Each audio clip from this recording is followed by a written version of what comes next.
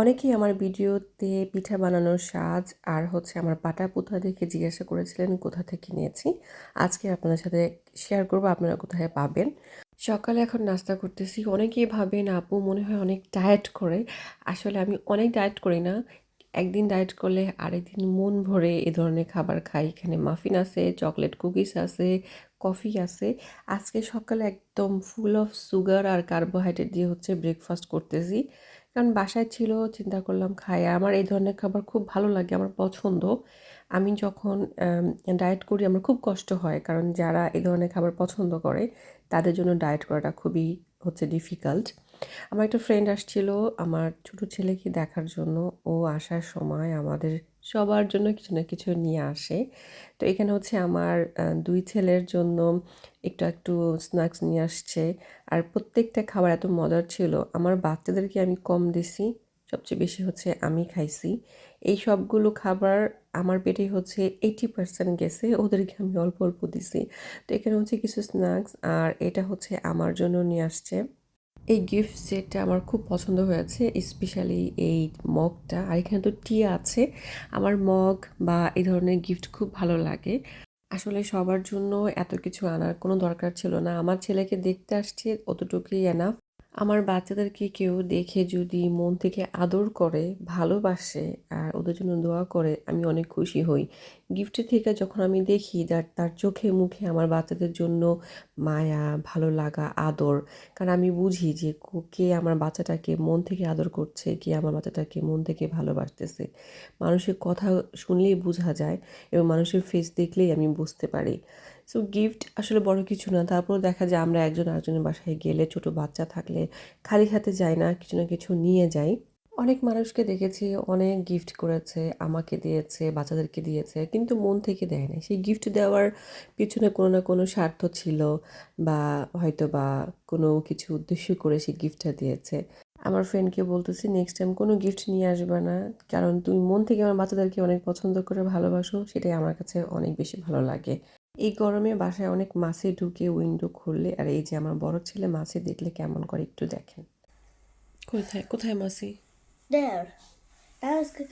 Not because I don't want to. Oh, that's why I don't like it.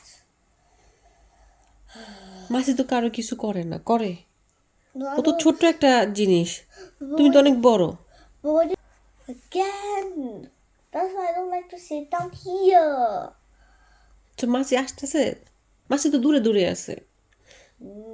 Now it's coming. I'm coming. It's coming. Damn. Damn. আল্লাহ, আমি কি করবো এই ছেলেটাকে নিয়ে? কেমন অস্বস্তি করে লাগতেছে। I don't like it. I don't like it. I don't like it. I don't like it. I don't go to this. I don't like going to this. I don't like going to this. No. No.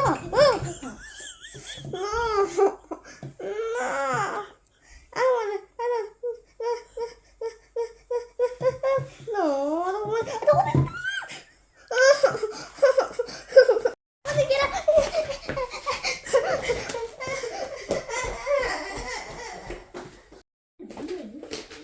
এভাবে কেউ handwriting করতে পারে ব্ল্যাঙ্কেটের ভিতরে? কিছু দেখা যাইতেছে? হ্যাঁ, কিছু দেখতেছোস? আর মাছি কি তোর ব্ল্যাঙ্কেটের ভিতরে ঢুকবে? আর তুই ওরও নিয়ে নিছোস? হ্যাঁ, কেমনে লাগতেছোস তুই এর মধ্যে? কই কই মাছি কই? এরও তো মাছি নাই। মাছি তো আমার রুমে চলে গেছে। এভাবে কি কেউ কি হ্যান্ডরাইটিং করে সেই হ্যান্ডরাইটিং ভালো হবে?